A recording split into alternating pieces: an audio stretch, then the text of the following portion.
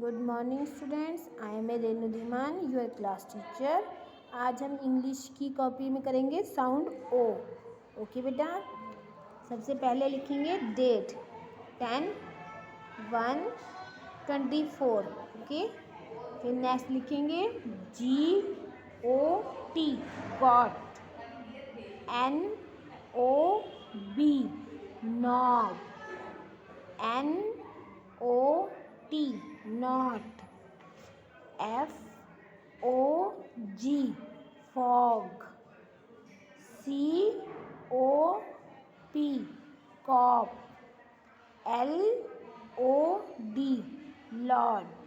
Okay, आज ये अपनी आपने कॉपी में करना है sound O. Got, knob, not, fog, cop और लॉर्ड।